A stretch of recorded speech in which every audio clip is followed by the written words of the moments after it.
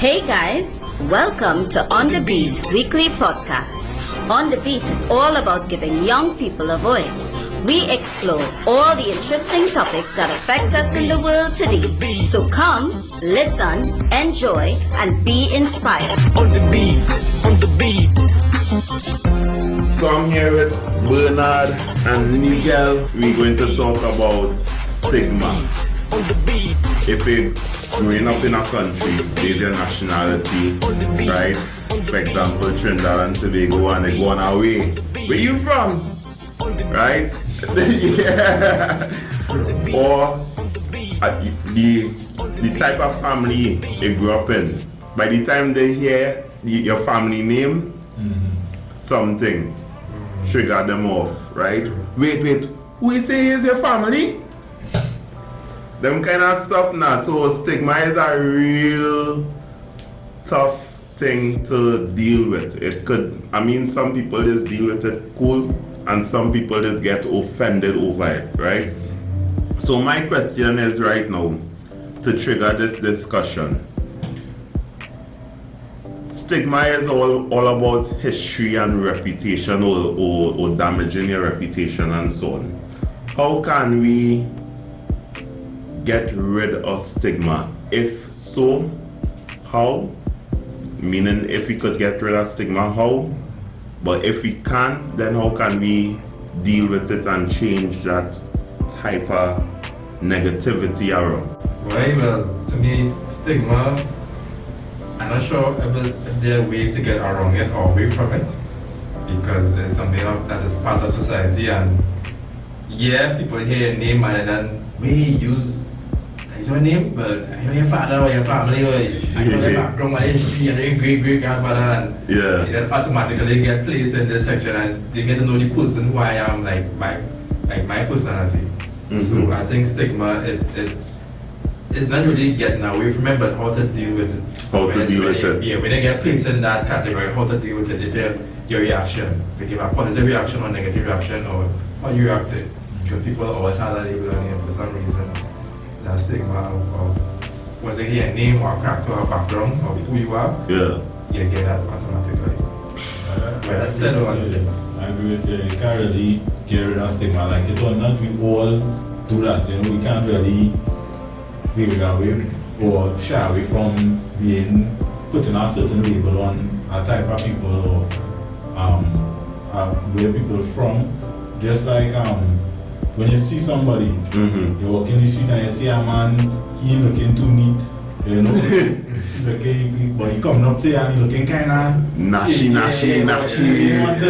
You're trying to pull back away or walk on the next side of the street or whatever, because you already thinking this man unclean. You probably want to try something or whatever the case may be. It's just, for me, I believe stigma is something we just use to protect ourselves also now from being in a situation that could be obviously very bad. So yeah, it's just, we can't really get rid of stigma, but it's like what Bernard said again, finding ways to deal with it. Because these days I catch myself watching a lot of the documentaries, and in various countries, that is. So the other day I was watching one from Sri Lanka, the next time some country in Africa, I think it was Nigeria itself, and even one somewhere close to the North Pole area. And I was thinking how the various ways of how these people live, to them it is normal. To me, I could put a stigma on them and it's like, nah boy, that kind of rubbish sheep lying down in there.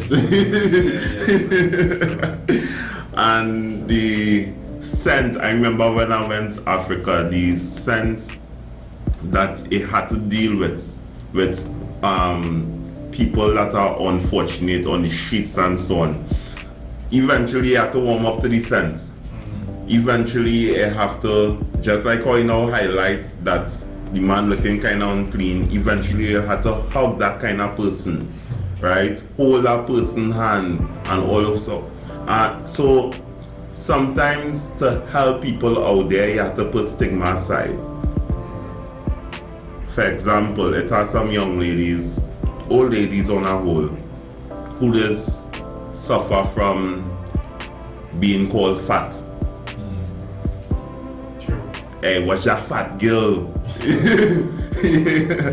That thick thing. You know that part, but it does. When you go again over that certain weight. Yeah, what's that thick thing? And there is a stigma right there, an unfortunate stigma that shouldn't be. True. So now ladies or young ladies have to deal with that. Even as a young man growing up, I sure face some type of stigma within your. Tell me, let me hear you, Bernard. Of course. By being in the household I'm in, growing up alone was either called church boy or PK, pastor son. You know, hear label one time like, boy, you can't listen to this, you can't hear this conversation, you can't go here, you can't do this. Even some, apart from not being in the income, like because you have friends who want to be in the conversations or want to go in lines or whatever, you get a feeling of being left out. Like, wait, what, because I don't tell people as a church boy or as a pastor, you know, I get cast out one time. Because I felt the label I had, they wanted to push me in a certain direction. Hey, Pastor Son, you take a drink, you can't leave without taking a drink. And for so much truth, I remember a particular time I get locked was in the afternoon doing some last time with, and them drinking and me and studying, I'm sipping and whatever. I like, well, I know who them thing. I went in the room, what you call it, this keep or stop room to get some stuff. Yeah. And my father pulled me along and said, look, you know, I said, Pastor, leave me here and say, drink something, you know. Drink something. And like, well, I don't drink, I said, nah. One part, I pulled my hand, time, Alex, man, trying to tell me things going through. I said, nah, like, I said, no. And then next man said, leave it. Like, he didn't want to take. And now I get let out. So it had a negative side of it too, where, you know, they feel because now you had a drink, so you can't be not one of us. Yeah. And it's so that stigma, you know, growing up was how to deal with. Sometimes I wanted to tell people if about my spiritual life, if I should mention it, because by the time I say it off the top, one time I can get that label already. And sometimes you wonder, is that good thing to say it, or do say it, or how to approach people, because you want people to see you for you, not because I say this is who you are, they get to know Bernard, who I am. So I felt that was a disadvantage to me that, okay, because you don't hear this about me, then put myself category, okay, you do this, you do that, you don't say this, you don't say that, and get to know me for who I am, and I find that disadvantage to me. And I find that a sad situation because you being dealt with according to the history of mankind. When people look at the church in the wrong way, and they start labeling people or entities within the church itself in the wrong way and putting wrong labels on them because of what. Exactly. Exactly. And they don't know the reality of the situation. They just automatically come to conclusions about you. And that is the dumb factor about it. That is the dumb factor of being stigmatized, if that is a word. Nicky, how about you? For me, I would say when I was younger, I think I was a real problematic person. To get trouble right through. Always, every time I'm in school, I look into cause some kind of mischief, right? Now when I was in secondary school and thing, and I remember when I went in Form 6 now, I switched schools in Capichang now, and people from that school hear about me in my old school now, so they would expect me to act a certain way, behave a certain way in the school, and they say, nah, he's that kind of person, he always like to get trouble, but at that time my mindset wasn't really on that kind of awareness again. I was focusing on my work, you know, and it was just up to me to show them that I was not that kind of person anymore, but they still had this stigma about me, they still labeled me as this problematic person or this person who always looking for mischief and things like that. But I just, like I say, I prove them wrong. I show them that, well, I not really, that don't mean I calm down, you know. If it was like, oh, you know me now before, Yeah. oh, you know me before. I don't be surprised that I can do how I act right now, because I was a real different person, but it is what it is, you know. I just want to get rid of that stigma. I Yeah. want people to know me as that person that I was. I think during my time in high school, we were guilty of giving our school a stigma. That is true. My school had a very big history. My school was well, Miracle Ministries. It was classed as a real church school Yeah. because it's pastor coffee school Yeah. and things like that. And then when it now started expect me to act a certain way and thing, but everybody in Central know. Well, then they say, the body said that girl is America girl. Take. Yeah. You understand? That's America it. girl is America girl. That. And then they say the men in America, they went up here and all kind of thing now. So that was the stigma about the school. Once you go to America, as a male, you're either duppy, or it had a few other, with few exceptions of course, but as female, all of them female and them bad. All of them is bad girl from America. And that is the biggest huge and it's not necessarily so though. Yeah. Because if you actually go to the school, then you might see certain things. True, it might have feel like that. Of course. But that doesn't mean the whole school had to be classed as that. I think most schools have some stigma. That's going to where you're from. Most schools have a stigma. Foundation is from curiosity. Yeah.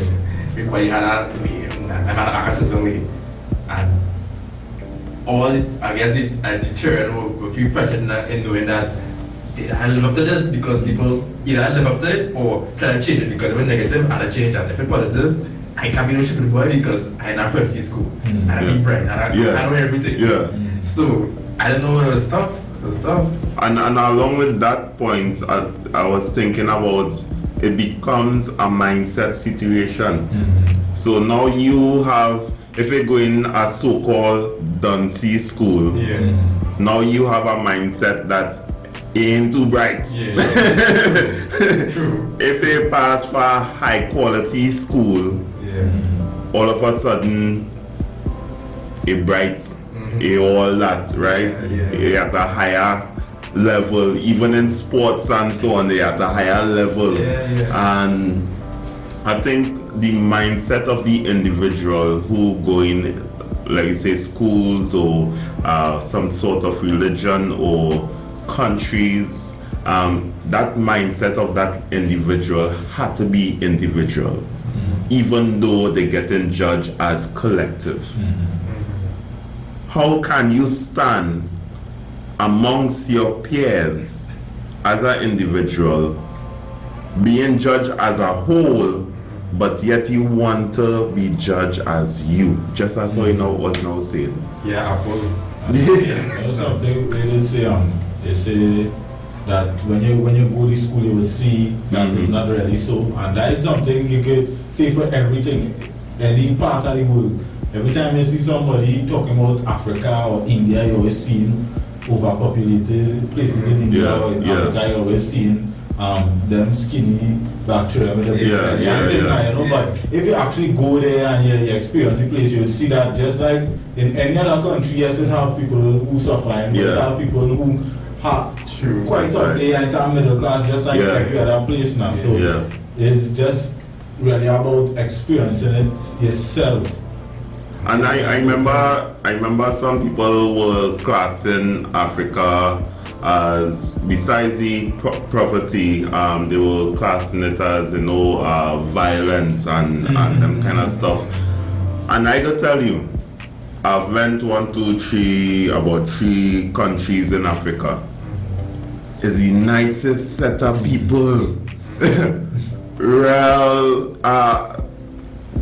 Real loving type, like they know how to be a host to you, and it's like they're treating you like king and queen. I mean, sometimes they might go overboard and think because they might be looking for a blessing in return certain areas, but at the same time, they really calm and cool and collective, and it's like, yeah man, you could chill out with these crew, and they real energetic. Watch man, better tell the energy. I have an African friend, she from Nigeria now. She parents is ambassadors now. Yeah. And she's the most energetic person I ever meet in my life. You know, every time I talk to her, she always hype and always happy and things like that. I feel like, but where she's get all this energy from, and that really amazing, because from when I think about it, I really think about people who in Africa will be more. Yeah. Exactly. It's not really like that.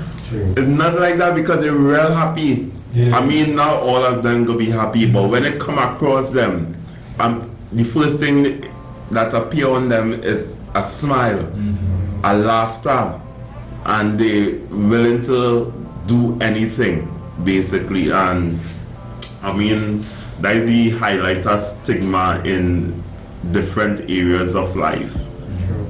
Even in this situation, what happened recently in Trinidad and Tobago with this young lady dying. Men now, the stigma on men. Remember, all men are dogs. Yeah.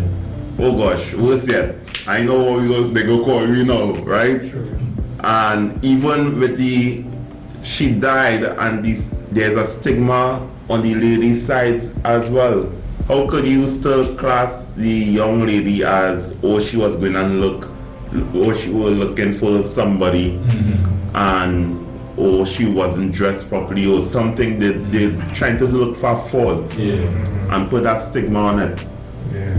So She get herself in a mess. So. yeah. But she can't cause that. It's not she fault, even though it's all people have their own choice. You know, she can look however she want, do whatever she want, but just as she could do whatever she want, the person who did that could do whatever they want. So it's not a matter about how she looking, because as you know, she wasn't dressed in no way to be, you know, exposing everything. Yeah. She was dressed decently, and it still happened to she. That's right. And the highlight about it is that stigma shouldn't give someone an excuse to take advantage of that person, or to call that person names, or to look at them at a certain way. True. Yeah? I mean, in everything you should give respect to anybody, no matter the gender, no matter the race, no matter the nationality, no matter the religion. They should give respect to everything. True. Young people, what will happen for young people in today's society? You don't know social media is the highlight, and it are plenty things happening on social media, but for young people now growing up, they're growing up with stigmas naturally. How can they overcome that? For me, I would say just experience, you know, getting to know people more before you place them in a certain category, you know. I learned that plenty times, because I know certain people that I would say, nah, I don't want to talk to you. He look like a person that, you know, is nothing but trouble. Yeah. But she look like nothing but trouble. But when you really talk to them and you get to know them, them is one of the friendliest people, you know, and they will be able to help you with anything, you know. So it's just about experiencing before you. I mean, yes, you would have that you will get a slight urge to judge a person or say, well, this person ain't looking like this or that. Yeah. But you still have to be courageous enough to experience how that person is before really Give them a chance or chances, and before you come to your conclusion. Any last words, Bernard? Well, I was thinking that in the young people of today's society coming up now, to me, the focus and emphasis should be parents and those who know that to instill, you know, good self-esteem in them, knowing that who they are, they will, knowing that beauty and for women and men, you know, the leadership roles and what they should be, who they should be as a man, because knowing who you are from early, you know, people, you could put whatever on social media, take a picture of yourself here, wherever you go, people it's pretty harsh. Say all kind of negative stuff about it, but if you have that self-esteem in you before, who you know who you are, that won't bother you. Because celebrities get it every day. Yeah. And they don't answer back everybody on social media. Some do, but not everybody taking the time to answer because they know you don't know. I don't know you, you don't know me. By taking time, my precious time, do not my business or whatever, to go back in that DM or chat and message you and say this way, see about me wrong. But what you see about me putting the post I post is that you're getting the whole thing wrong. I don't have to answer you because I know what I'm about. So that will affect them in no way. So to me, to me, we should have that focus in young people's life that, hey, you gotta get to know yourself. That place stuff on YouTube can teach you, self-esteem, disciplines, and get to know your purpose and who you are and as a person, as a human being. We have the highest forms of creation, God's creation. So know that who you are, that alone should set you in a standard where if anybody tell you anything negative, that it's not who you think you are, know you are, will affect you in any way. And I agree, growing up, stigma, growing up, I would hear a lot of things about my family. I would hear a lot of things about the environment I am living in, even the school I'm going, or the place I'm working, and even the church that I'm going to. The religion, yeah. So, and I remember I used to be low in self-esteem. So whatever label I hear somebody say, it will impact me daily growing up. Because I wasn't sure about myself, just like how highlighting, I wasn't sure about myself. I didn't have that kind of foundation where, doesn't matter what people say, you'll move on. I used to just react violently back then, and since then, over time and experience, I gained to deal or find ways to deal with stigmas, find ways to deal with people seeing you as having a bad reputation for one reason or another, whether it's your fault or not your fault. And to move forward from that, really hard, but at the same time it is possible. It is possible to move forward from that and to have that strong mindset as a youth and to grow forward and to even focus on elevating yourself and focus on helping others. And I think that is a key factor. What helped me is the focus on helping others, helping others overcome. And somehow, by helping others overcome, it helps you in dealing with your situations. Because when you're only focusing on yourself, anything that people battle you with, you ain't no outlet. You understand? Everything is about yourself, and when it's so self-conscious, woo, There's a big problem. that is where the problem is. But when it start to be focusing on helping others, I ain't talking about focusing on bringing down others, but elevating others and your society and your environment and so on, and at the same time yourself. So you have that balance then. That always overcome. So guys, any other words? No, yeah, you would know, alright? Yes, let me hear. I want to say is that we have to understand that people just change now. Somebody you might know now with me the same person you know 10 years ago.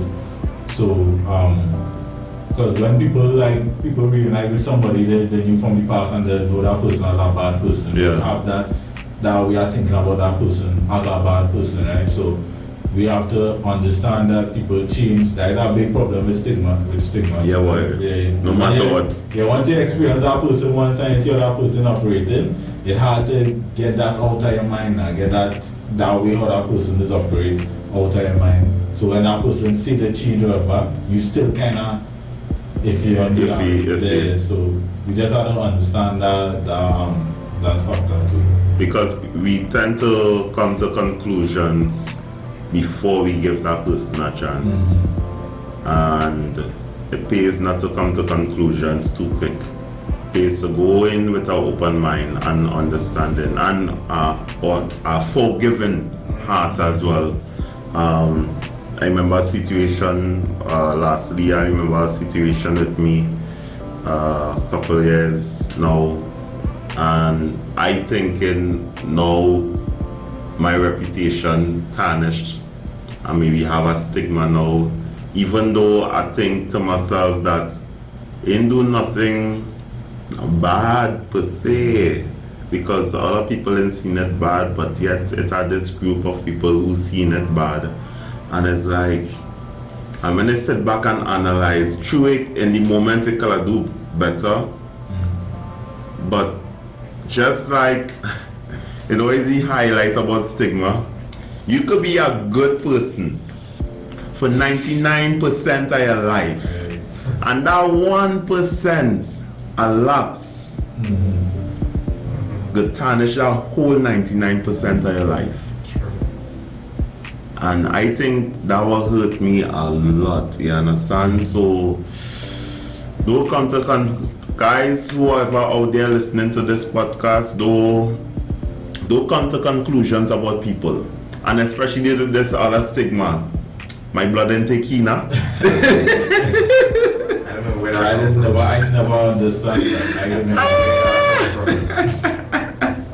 That happened to me, and But my. you know the problem with that, most of the time when people say that is because the person who the blood intake is showing that we're acting just like them. Yeah. You understand? Every time, like one of my best friends right now, I never used to like him before. Never. We used to fight and quarrel all the time. But then we realized we just be acting the same way, you understand? Then we realized, well, that is why we didn't like each other, because we wanted to outshine each other and whatever the case may be. So that is always be the problem when you say blood intake that person. I don't understand. And you actually say, because that was my experience. I introduced my girlfriend at the time to one of my best friends. And from the time they meet, like, my blood takes she I don't even know the girl, like, I think she knows. But you know, like, and about 2 years after, they become best friends. Exactly. Nah, it's a big deal like shit. But yeah, we're good now. Don't come to conclusions, people. Don't come to conclusions, right? So we wrap up this podcast. Hopefully you listen to it, you share it, right? And subscribe to our page as well. So guys, Bernard, Miguel, laters. Lessons. Thank you for listening to On the Beat podcast. Feel free to share, follow, and subscribe on YouTube, Spotify, Facebook, and Instagram. Stay blessed.